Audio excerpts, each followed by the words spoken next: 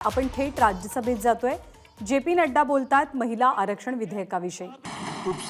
सभापति महोदया, आज मैं कॉन्स्टिट्यूशनल अमेंडमेंट बिल 128 128वें संविधान संशोधन बिल पर और उसके समर्थन में अपने वक्तव्य को रखने वाला हूं।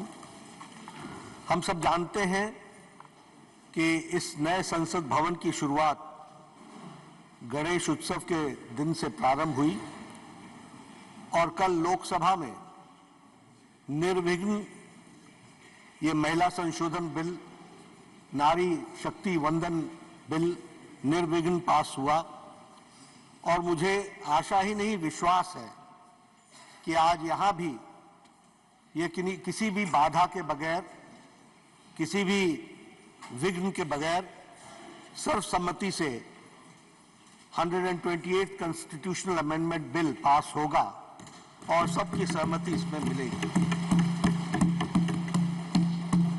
हम यह भी जानते हैं कि हमारे प्रधानमंत्री मोदी जी, मैं उनको धन्यवाद देना चाहता हूं, जिन्होंने यह नारी शक्ति वंदन बिल लाकर जो रिजर्वेशन का विषय काफी लंबे अंतराल से चल रहा था, उसको एक निर्णायक मोड़ पर लाने का प्रयास किया है। इसके लिए मैं जहां उनको धन्यवाद देता हूं, वहीं जो उन्होंने नारी के सशक्तिकरण के लिए, एम्पावरमेंट के लिए जो पिछले 9 साल में कार्य किए हैं, उसके लिए भी मैं उनको धन्यवाद देता हूं, जिसने भारत की नारी को सुधारने में और उसकी दशा और दिशा और आगे मजबूती से समाज में बढ़े, इसके लिए बहुत ही कारगर कदम उठाए हैं और उसी कदम में यह कदम भी एक बहुत महत्वपूर्ण कदम है, जिससे नारी का सशक्तिकरण होगा और नारी को ताकत मिलेगी। शब्दों के बारे में कई लोगों का अपना अपना वक्तव्य हो सकता है, लेकिन नारी शक्ति वंदन विधेयक, ये नारी शक्ति वंदन, यह शब्दावली ही अपने आप में हमारी सरकार की, हमारे प्रधानमंत्री जी की और हमारे समाज में महिलाओं को देखने के दृष्टिकोण को स्पष्ट करता है और एक दिशा देता है। सभापति जी, मैं यहां यह भी कहना चाहता हूं कि हम सब लोगों के मन में कुछ धारणाएं बन गई हैं और वो धारणा यह बनी है कि जैसे हम महिलाओं पर कोई कार्य कर रहे हैं तो कुछ एहसान कर रहे हैं। अगर हमने महिलाओं के सशक्तिकरण के लिए कुछ किया तो हम कुछ ऑब्लाइज कर रहे हैं। मैं यहां स्पष्ट करना चाहता हूं कि भारत की संस्कृति में महिलाओं का बहुत बड़ा स्थान रहा है। ये हमारा और आपका नहीं, ये हमारे पूर्वजों ने, हमारी संस्कृति ने महिलाओं को जिस तरीके से समाज में प्रतिस्थापित किया, वह बताता है कि हमेशा ही हमारी संस्कृति में महिलाओं का स्थान उज्जवल रहा है। इसलिए वो पिछड़े हैं, वो असहाय हैं, वो अबला नारी, ये शब्दावली हमारी नहीं रही है और हमने नारी को शक्ति के रूप में देखा, देवी के रूप में देखा और समाज को दृष्टि देने वाला। और इसीलिए प्रधानमंत्री जी जब कहते हैं विमेन एम्पावरमेंट, तो वो हमेशा विमेन लेड डेवलपमेंट की बात करते हैं और उन्होंने G20 में भी दुनिया को बताया that it is not only women empowerment, it is a women-led development. यह भारत की सोच को प्रतिपादित करते हुए दुनिया के सामने रखने का काम हमारे प्रधानमंत्री मोदी जी ने G20 के माध्यम से भी किया है। मैं जब भारतीय संस्कृति की बात करता हूं, तो भारतीय संस्कृति में नारी का स्थान अगर हम देखें तो आर्थिक स्वायत्तता में हमेशा उसका स्थान रहा। उसके सामाजिक जीवन में आर्थिक स्वायत्तता रही। अध्यात्म से लेकर अध्यापन तक नारी का विशेष योगदान रहा है। और अगर हम हड़प्पन काल की भी बात करें तो वो जो कांस्य की मूर्ति डांसिंग गर्ल है, वह बताता है कि हमारे समाज में महिलाओं को कितनी स्वतंत्रता थी और कितना इंडिपेंडेंस था, यह भी उसमें से दर्शाता है। यह दीगर बात है कि कुछ हमारे, जब हम गुलामी के काल से गुजरे, मेडिवल पीरियड से गुजरे, तो उस समय पर्दा सिस्टम से लेकर के महिलाओं का जरूर कुछ जो उत्थान का स्थान था उसमें कमी आई, लेकिन भारतीय संस्कृति में उसे हमेशा ऊर्जा का स्थान दिया गया, देवी का स्थान दिया गया, शक्ति के रूप में देखा गया।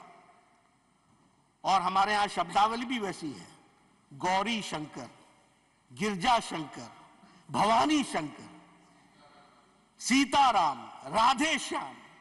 अब हमको दुनिया समझाए लेडीज फर्स्ट, ये हमारे साथ एक तरीके से मजाक नहीं तो और क्या है, हमारी संस्कृति को समझने की आवश्यकता है। और वैदिक काल में भी विदुषियों की कोई कमी नहीं थी।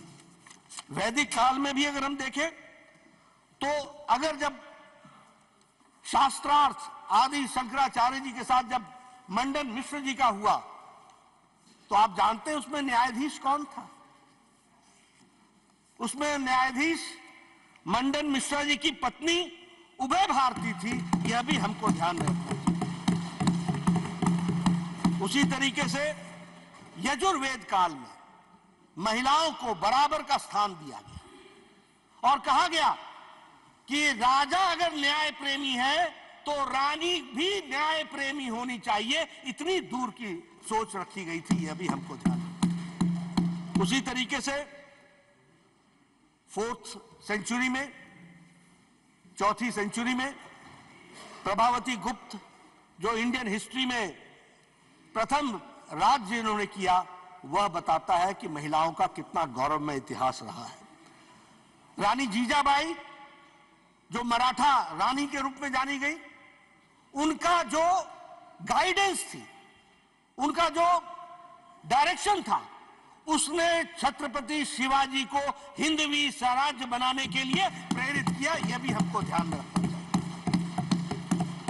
अहिल्याबाई होलकर जी को हम सब लोग जानते हैं अध्यात्म की दुनिया में, और उसके साथ साथ जिस तरीके से उन्होंने मंदिरों का नवनिर्माण किया, वह बताता है कि महिलाओं का हमारे सामाजिक और हमारे आध्यात्मिक जीवन में किस तरीके का स्थान रहा है। 1857 का हमारी क्रांति, और उसमें भी रानी लक्ष्मीबाई को हम नहीं भूल सकते, उनका नेतृत्व हम भूल नहीं सकते। और यहां हमारे संविधान सदन में जो कित्तूर रानी चेन्नम्मा जी की जो मूर्ति है, वह संविधान सदन में सुशोभित होकर के वह भी भारत की गाथा और महिलाओं की गाथा बताती है। पोर्चुगीज के खिलाफ अगर कर्नाटक के महारानी अब्बक्का ने अगर लड़ाई लड़ी, तो वह भी एक अपने आप में गाथा बताती है कि महिलाओं ने किस तरीके से हमारे विकास के लिए काम किया है। मैं ये भी बोलना चाहूंगा कि मॉडर्न टाइम्स में भी, आज के युग में भी अगर हम देखें, 21वीं शती जो है वो महिलाओं की शती है। 21वीं शताब्दी जो है वह महिलाओं की शताब्दी है। और फिर चाहे ज्ञान हो, चाहे विज्ञान हो, चाहे मिलिट्री एजुकेशन हो, चाहे सैन्य सुरक्षा हो, चाहे अर्थ जगत हो, हमें खुशी है कि आज हमारी भारत की महिलाएं अपने आप को लीडिंग रोल में लेकर के आई हैं और उन्होंने अपने आप को प्रतिस्थापित किया है और सम्मानित स्थान पर लेकर के आई हैं। It is not only the presence but it is the position, वह सम्मानित स्थान जो उनको मिला है, जो उन्होंने हासिल किया है, यह बताता है कि भारतीय नारी किस तरीके से उन्होंने अपना योगदान किया है। आज सॉफ्टवेयर की दुनिया में 21% हमारी महिलाएं हैं जो लीडिंग रोल में हैं। आज हम अगर इसरो की बात करें, जिसके बारे में कल परसों जयराम रमेश जी चर्चा कर रहे थे, उसमें अगर हम साइंटिस्ट देखें तो फिर चाहे मार्स मिशन हो, चाहे चंद्रयान हो, चाहे आदित्य L1 हो, इन सब में महिला साइंटिस्ट का बहुत बड़ा योगदान है। इसको भी हमको ध्यान में रखना है। और अगर हम कहें तो सरकार की सत्ता में भी आजाद भारत में 12 मुख्यमंत्री महिलाएं बन चुकी हैं इस आजाद भारत में। इसको भी हमको ध्यान रखना है। बहुत से ऐसे देश हैं जिन्होंने वोटिंग राइट्स पाने के लिए एक लंबा संघर्ष किया। महिलाओं ने सिर्फ फ्रेंचाइज पाने के लिए बहुत लंबा संघर्ष किया। किसी ने आधी शताब्दी तक संघर्ष किया, किसी ने पूर्ण शताब्दी तक संघर्ष किया। लेकिन यह हमारा सौभाग्य था कि हमको फर्स्ट जनरल इलेक्शन में महिलाओं को बराबर का स्थान दिया गया। यह हमारी सोच दर्शाती है। और ऐसा नहीं है, सबका योगदान है। 1931 में सरोजिनी नायडू जी ने ब्रिटिश प्राइम मिनिस्टर को चिट्ठी लिखी थी और उसमें कहा था कि हमें फ्रेंचाइज मिलना चाहिए। और उस उन्होंने वाक्य लिखा था, we do not want to be nominated, we want to be elected. तो इस तरीके से अगर हम देखें तो हर दृष्टि से महिलाओं का एक विशेष योगदान रहा है। और हमें यह भी सौभाग्य है कि बहुत देशों से पहले हमें प्रधानमंत्री भी महिला इस देश को बहुत पहले मिल गई, कई अन्य देशों से पहले। इसलिए हमारा नजरिया बेचारा, अबला, बेचारी नारी ऐसा कभी नहीं रहा। हमेशा हम लोगों ने उनको एक विशेष स्थान देकर के उनको आगे बढ़ाने का काम किया।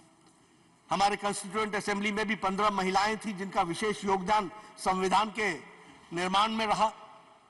और आज हमारे 102 एमपीज हैं यहां पर महिलाएं, जो अपने सशक्तिकरण के कारण दे आर इलेक्टेड और वो इलेक्ट होकर के आई हैं। यह भी हमको बताता है कि महिलाओं ने किस तरीके से, फिर चाहे वो पॉलिटिक्स हो, स्पोर्ट्स हो, इकोनॉमी हो, एविएशन हो, एंटरप्रेन्योरशिप हो, सब में नारियों ने अपना योगदान किया है। इसलिए जब हम नारी शक्ति वंदन विधेयक को लाकर उनको हम सशक्तिकरण कर रहे हैं तो यह उनके ऊपर हम एहसान नहीं कर रहे। यह उनका सम्मान है, यह उनका सशक्तिकरण है, यह उनकी सहभागिता को बढ़ाने का कार्य है। यह हमको ध्यान में रखना चाहिए। मैं यहां यह भी कहना चाहता हूं कि कुछ धारणाएं हम बदल दें।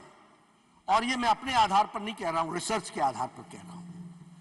रिसर्च ने यह बताया है कि महिलाओं की सेंसिटिविटी ज्यादा है। रिसर्च ने यह भी बताया है कि महिलाओं की सेंसिटिविटी वाले विषयों पर डिसीजन मेकिंग कैपेसिटी ज्यादा तेज है और ज्यादा फास्ट है। मुझे याद है 1993 में मैं पहली बार विधायक बनकर के बीजेपी ग्रुप का नेता बना था। उस समय पंचायतों में रिजर्वेशन हुआ था विमेन का। और जब हम समाज में घूमते थे तो पता नहीं पुरुष प्रधान समाज क्या क्या बातें करता था। ये कुछ नहीं कर सकेंगी, ये तो पता नहीं सरकार ने क्या सोच लिया है, ऐसे थोड़ी ना काम चलता है, ये क्या जाने। इस तरह की बातें हमको सुनने को मिली थी। मैं इसका फर्स्ट हैंड विटनेस हूं। लेकिन महिलाओं को पंचायत में बराबर का स्थान मिला। और मैं आपको बताना चाहता हूं कि अब रिसर्च ये बताती है कि women are more accessible than men as a public representative. अब ये रिसर्च बताती है कि कलेक्टिवली नशा के खिलाफ महिलाओं ने आवाज उठाई है। अब यह बताती है कि the corruption level is less where there are women representative. यह भी बात समझ कर, मैं इसलिए मैं पुरुषों के खिलाफ नहीं बोल रहा हूं, इसको अन्यथा ना लीजिएगा। लेकिन जो रिसर्च की दृष्टि से अभी यूनाइटेड नेशंस की एक रिसर्च आई है और यूनाइटेड नेशंस की रिसर्च ने यह कहा कि वाटर स्केर्सिटी में काम करने में और वाटर स्केर्सिटी को दूर करने में महिलाओं के नेतृत्व में 62% ज्यादा काम हुआ है इस तरीके की रिसर्च। इसलिए उनकी कैपेसिटी, और आप तो जानते ही हैं कि महिलाएं घर चलाती हैं, इसलिए बजट का भी जितना उनको ज्ञान होता है और जितनी सेंसिटिविटी होती है वो हम सबको मालूम है, अपने घरों में भी हम सबने देखा। इसलिए उनकी capacity, decision making, financial sense, इसको हमको अप्रिशिएट करना चाहिए और उसको भी हमको ध्यान में रखना चाहिए।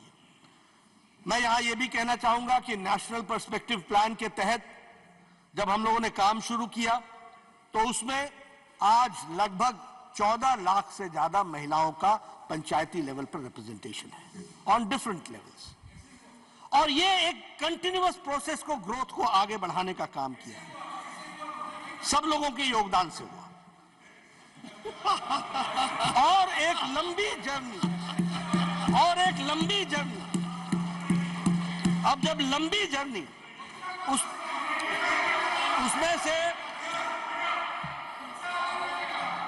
उसमें से इस कार्य को आगे बढ़ाने का काम किया। एक बात बताऊं मैं आपको, मैं माननीय नड्डा जी, जब चारों तरफ देखते हैं तो जब नई नई पंचायत व्यवस्था आई थी और गांव में जाता था तो पूछता था कि आप कौन है, मीटिंग में आते थे, कहते थे मैं सरपंच पति, मैं प्रधान पति, मैं जिला प्रमुख पति। ये कल्चर चालू हुआ था, वो कल्चर अब खत्म हो गया है जी, and that you can see all around. Yes.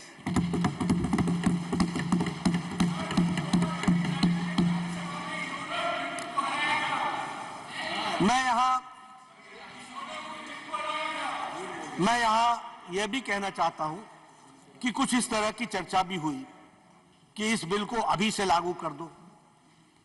इस तरह की चर्चा भी हुई कि इसमें देरी क्यों। मैं यहां स्पष्ट करना चाहता हूं कि कुछ संवैधानिक व्यवस्थाएं होती हैं, कुछ संवैधानिक तरीके से कार्य करने का तरीका होता है।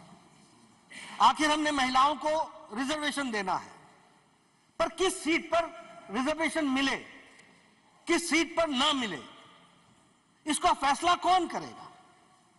इसका फैसला सरकार नहीं कर सकती, एक ऐसा जुडिशियल बॉडी करती है। उसको नॉमिनेट करना पड़ता है, उसको नॉमिनेट करना पड़ता है, उसको फिर वो, अब मैं अगर सरकार में हूं और मैं वायनाड को अगर रिजर्व कर दूं तो, अमेठी को कर दूं तो, अगर मैं अमेठी को कर दूं तो, अगर मैं रायबरेली को कर दूं तो, ये इसके लिए दो चीजें आवश्यक है। कालबुर्गी को कर दूं तो इसके लिए दो चीजें आवश्यक है। पहला कि सेंसस हो, जनसंख्या हमारे सामने आए, और उसके साथ साथ फिर public hearing, quasi judicial body के माध्यम से पब्लिक हियरिंग हो, सीट्स निकाली जाए, नंबर निकाला जाए, और उसको निकालने के बाद उसको आगे बढ़ाया जाए। मैं यहां यह भी कहना चाहूंगा कि कुछ लोग कह रहे हैं कि सीटों में आप बढ़ा दोगे। अरे सीटें अगर बढ़ेंगी तो 33% भी तो बढ़ करके आएगा। इतना तो सिंपल मैथमेटिक्स समझना चाहिए। 33% तो बढ़ी हुई सीटों का भी होगा, आपको उसमें भी स्थान मिलेगा। इसलिए नियम कानून से हम ये मानते हैं कि आज अगर आप बिल पास करते हो तो 2029 में महिला आरक्षित महिलाएं हमारी एमपी बन करके आ जाएंगी, ये बात पक्की है। लेकिन अगर आप आज पास नहीं करते हो तो 2029 में भी नहीं आना, यह भी तय है, इसको भी हमको समझ लेना चाहिए। इसलिए मैं आप अपनी बात कहिएगा, मैं इसलिए if this is the way and if this is the only way and if this is the shortest way, this is the way जिस रास्ते से हमको जाने की आवश्यकता है।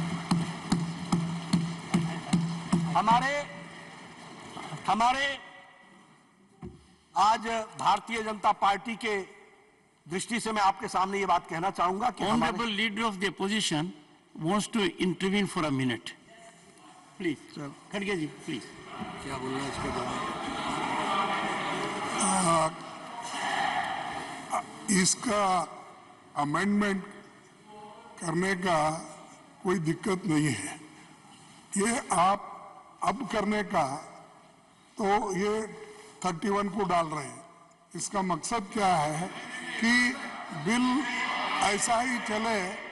नहीं, आप ही ने कहा 29 के बाद ये सब 29 को मैं सर, जब पंचायत में रिजर्वेशन के लिए होता है, जिला पंचायत का होता है, तो ये वुमन रिजर्वेशन का क्यों नहीं होता? आज करो। और मैं एक कबीर का दुआ सुनाता हूँ, कल करने का आज करो, आज करने का अब करो, और फिर तो पल में प्रलय होगा तो फिर करेंगे कब? पल में प्रलय होगा तो फिर करेंगे कब? Mr. Nadda. तो इसीलिए आप आज कीजिए, वी आर रेडी। वो इलीगल नहीं होता, जुडिशरी नहीं होता, कुछ नहीं। एक सेकंड। मैं यहाँ Honorable members, one second. सभापति जी, Honorable members, 1 second, please. सभापति जी, Honorable members, सभापति जी, 1 second, sir. We are the upper house. We are the House of Elders. If there is a reflection that there is a legal working mechanism, a constitutional process, then rather than play the other way around, we have to look into the real legality of it. And he is focusing on legality of it. Please go ahead, sir. सभापति जी, मैं यहाँ एक बात स्पष्ट करना चाहता हूँ। मैं यहाँ स्पष्ट करना चाहता हूँ, भारतीय जनता पार्टी का इंटेंशन कोई अपने आप को स्कोर करने का नहीं है, कोई पॉलिटिकल एडवांटेज लेने का नहीं है। हमारा उद्देश्य महिलाओं का सही मायने में सशक्तिकरण करने का है। अगर हमको पॉलिटिकल एडवांटेज लेना होता तो हम कह देते हम अभी कर लेंगे। जो काम नहीं हो सकता, मैंने कहा this is the only way and this is the shortest way and this is the correct way that we have to understand. ऐसा है आप लोगों ने ये जो नो कर रहे हैं ना, इसीलिए आपको उधर बैठा दिया, क्योंकि शासन करने नहीं आया। 30 साल से कोशिश अगर शासन करने आता तो अगर आपको ये मालूम होता कि कुछ नियम कानून भी चीज है। अब no I am not going to no I am not going to No, no I am not going to No, sir please. No sir Please. खड़गे जी, no, please. No. He is not yielding. He is not yielding. तो मैं ये बोल He is रहा था, not yielding. No, he is not yielding. I gave you time when he yielded. He is not yielding. मैं Please ये बोल continue. रहा था कि Please continue. No, nothing will go on record except what Mr. Nadda. मैं Nothing will go on record. Venugopal बैठ जाओ No, यार। he is not yielding. No. ऐसा है, खड़गे जी, मैंने please, फिर please. कहा, मैं फिर कहता हूं कि सरकारें नियम कानून से चलती हैं और नियम कानून के कुछ लिमिटेशंस होते हैं। हम जो मोदी जी जो काम करते हैं वो पक्का काम करते हैं, कच्चा नहीं करते।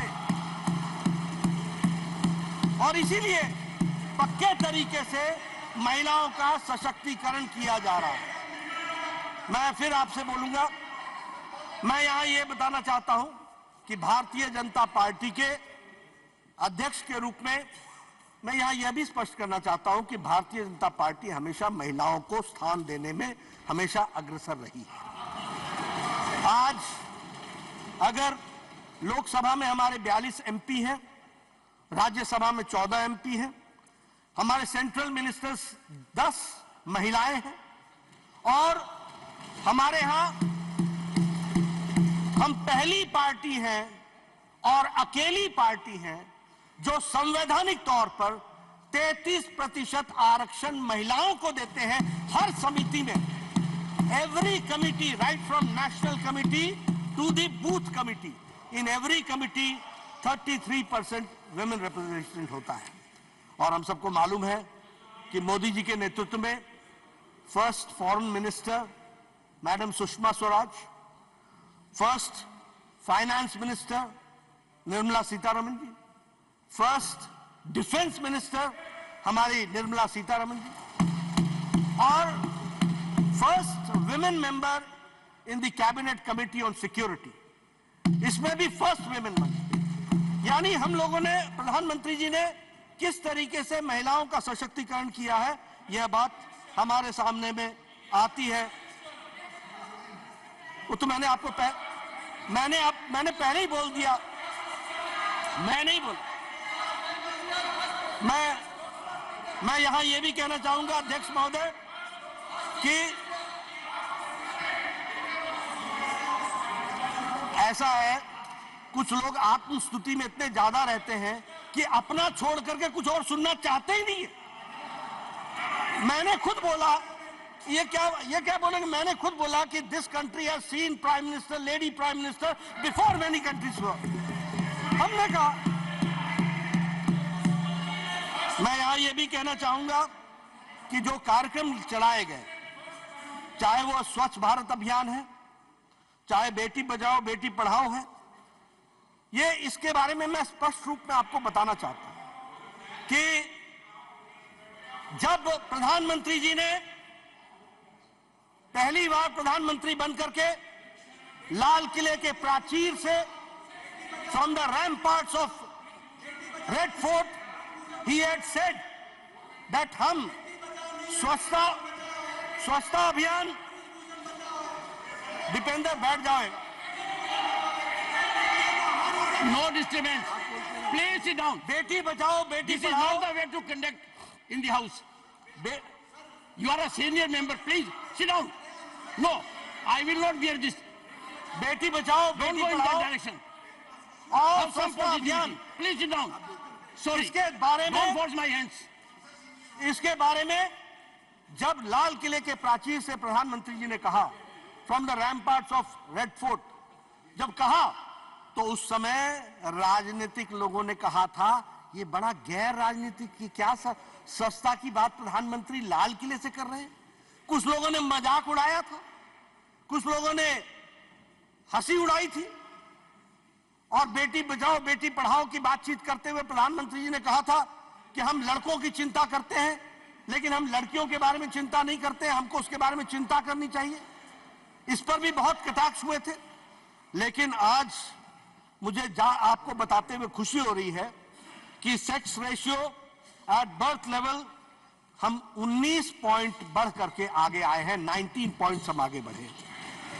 उसी तरीके से gross enrolment in higher education has increased by 18%, 18% बढ़ गया है।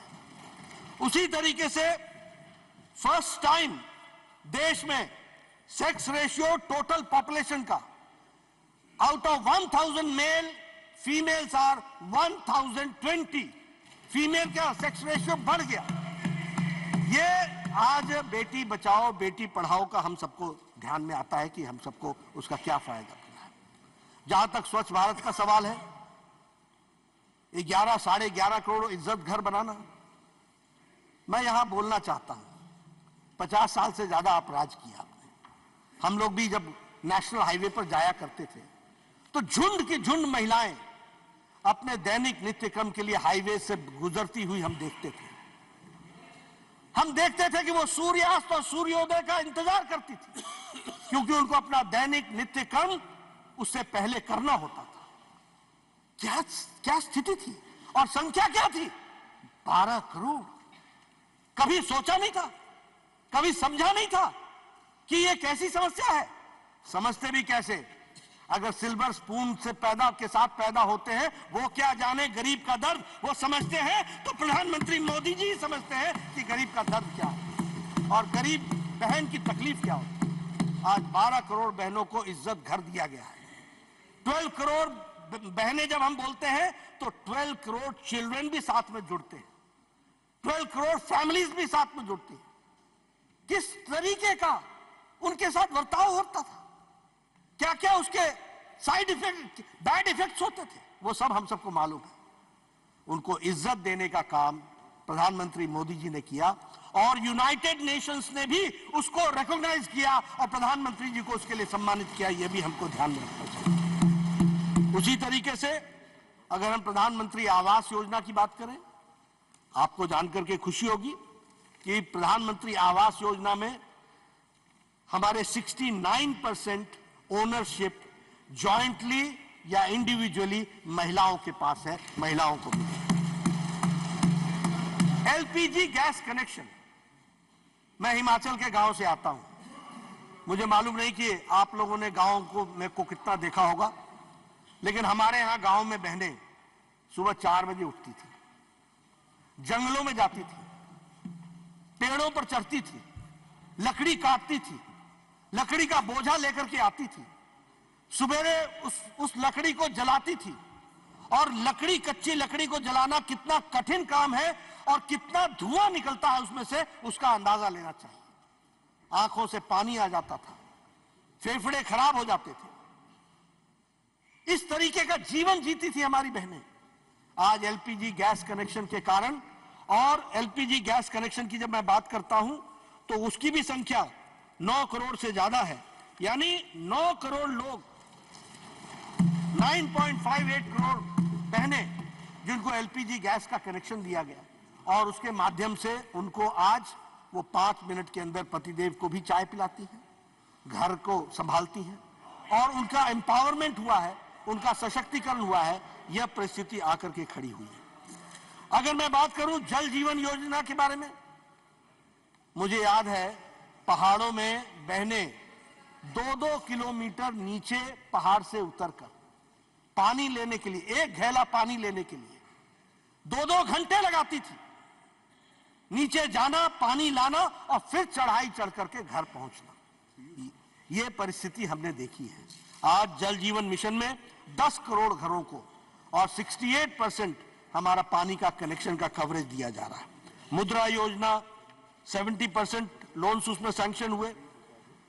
ट्रिपल तलाक एक सामाजिक बुराई, और उसमें भी मैं बता दूं, जो आकाए लंबे समय तक राज करते रहे उनको मालूम होना चाहिए, there is no triple talaq in Bangladesh, there is no triple talaq in Pakistan, there is no triple talaq in Iran, there is no triple talaq in Iraq, there is no triple talaq in Syria, there is no triple talaq in Indonesia. ये सब मुस्लिम और Muslim dominated प्रदेश रहे, देश रहे, लेकिन हमारा Bharat triple तलाक चला हुआ था। सुप्रीम कोर्ट ने कह रखा था, उसके बावजूद भी क्यों? क्योंकि हम माइनॉरिटी की पॉलिटिक्स करते थे, अपीजमेंट की पॉलिटिक्स करते थे, ये वोट बैंक की पॉलिटिक्स करते हैं। ये प्रधानमंत्री मोदी जी की इच्छा शक्ति थी। आज ट्रिपल तलाक खत्म हो गया और मुस्लिम महिलाओं को इज्जत से जीने का अगर अधिकार दिया तो प्रधानमंत्री मोदी जी ने दिया। उसी तरीके से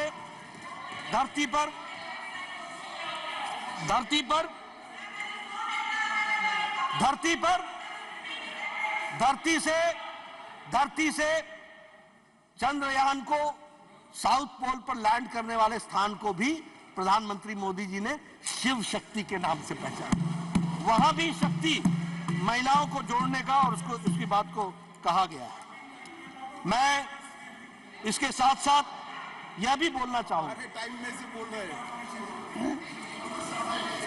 मैं यहां यह भी बोलना चाहूंगा कि ये सारी महिला सशक्तिकरण के कार्यक्रमों के माध्यम से देश को आगे बढ़ाने का काम किया है, और इसी में आज एक नई कड़ी जुड़ रही है, और वो है महिला शक्ति वंदन का विधेयक को पास करना। मैं सभी से तो अपील करूंगा ही, लेकिन इसके पहले कुछ और विषय भी मैं आपके सामने रखना चाहूंगा। एक चर्चा आज सुबह से मैं देख रहा हूं कि चर्चा चल रही है कि ओबीसी का ध्यान नहीं रखा गया, ओबीसी की चिंता नहीं की गई, ओबीसी के बारे में कुछ सोचा नहीं गया। ठीक है, राजनीति में इस तरीके के वक्तव्य चलते हैं, और वक्तव्य चलते चलते यहां तक पहुंच गया कि 70 सेक्रेटरी में 3 ही शायद ओबीसी। अब मैं इसमें सिर्फ ज्ञानवर्धन करना चाहूंगा, मैं ज्ञानवर्धन करना चाहूंगा कि कालेलकर की रिपोर्ट नेहरू जी के टाइम की, कहां पड़ी हुई थी? मंडल कमीशन इंदिरा गांधी जी के टाइम पर, राजीव गांधी जी के टाइम पर कहां पड़ा हुआ था? क्या हुआ उसका? क्या कर पाए उसको? 1992 में सुप्रीम कोर्ट ने कहा कि आप सर्विसेज में ओबीसी को रिजर्वेशन दीजिए, और 1995-96 में एससी, एसटी और ओबीसी कैटेगरी सर्विसेज में जुड़ी और ऑल इंडिया सर्विसेज में जुड़ी। अब आप बताइए कि आज सेक्रेटरी के एम्पैनलमेंट का जो कट ऑफ ईयर है वो है 1992। जो सेक्रेटरीज हैं वो 1992 बैच के नीचे के लोग हैं, पहले के लोग हैं। अब मैं आपसे पूछता हूं कि 2004 से 2014 तक कितने सेक्रेटरी ओबीसी थे और कहां थे वो ओबीसी के सेक्रेटरी, किस क्राइटेरिया में थे? जरा हमको इसका ज्ञानवर्धन कीजिए। देखिए, मैं बार बार बोलता हूं, लीडर को लीडर बनना पड़ेगा, ट्यूटर से नहीं चलता काम। ये ट्यूटर्ड स्टेटमेंट से नहीं चलता है काम, और वह भी ट्यूटर अगर कोई लीडर हो तो भी समझ में आता है। ये एनजीओ को लेकर के आ जाते हो, जिन एनजीओ को जिनको आता न पता न सता, कोई चीज जानकारी नहीं, वो आपको समझाते हैं और आप बोल करके सुनते। I was shocked and shattered and shocked. अरे भाई, शौक तो लगना ही था, जब पढ़ना ही नहीं पूरा तो शौक ही लगेगा, और क्या होगा? ये परिस्थिति आकर के खड़ी होती है। लेकिन मैं यहां ये बताना चाहूंगा,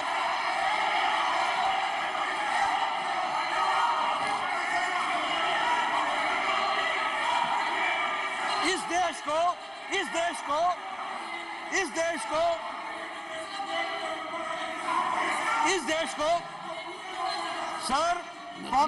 सर पॉकेट में हाथ रख करके बोला नहीं जाता है। सर, पॉकेट में हाथ रख करके बोला नहीं जाता है। नो, पार्लियामेंट्री एटिकेट्स नहीं है। सर, ये भारत में, आजाद भारत में ओबीसी की बात करते हैं, ओबीसी की बात करते हैं। भारत को पहला ओबीसी प्रधानमंत्री भारतीय जनता पार्टी एनडीए ने दिया, यह भी हमको ध्यान है। ये ओबीसी की बात करते हैं। मैं कांग्रेस की बात कर रहा हूं। कांग्रेस और भैया, मैं कांग्रेस की बात, कांग्रेस। दूसरा आज 27 मंत्री ओबीसी के हैं, 27 मंत्री, और हमारे एमपीज। मैं सर कांग्रेस की बात कर रहा हूं, उनकी बात नहीं कर रहा हूं। देवेगौड़ा जी हमारे हैं।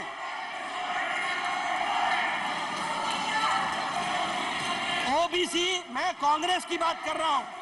कांग्रेस, आई am not talking about Janata Dal. I am talking about Congress. That first Prime Minister has been given by NDA OBC, that is Narendra Modi, by NDA. Never Congress has given. मैं OBC, मैं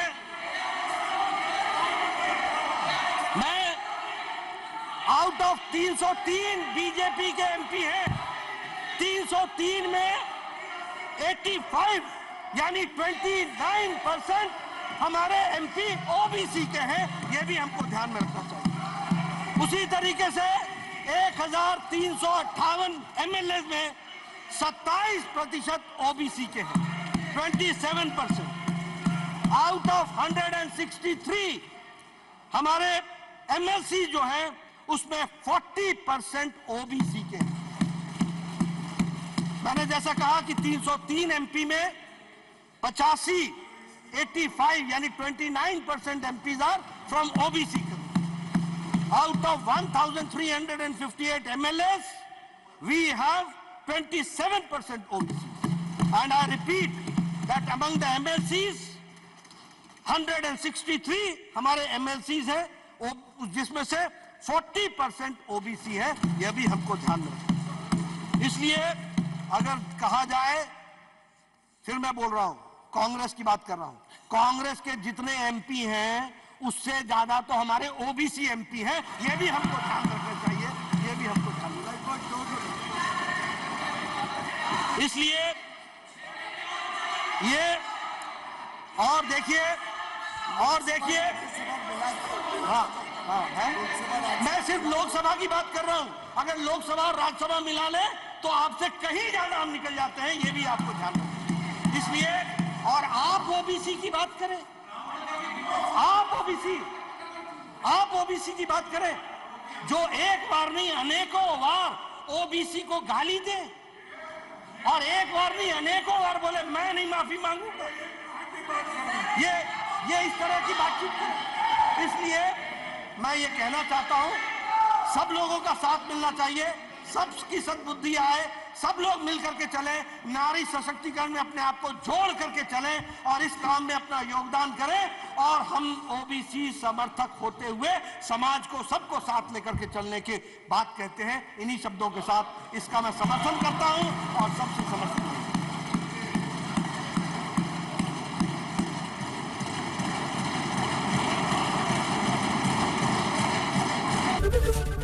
एबीपी माझा, उघडा डोळे बघा नीट.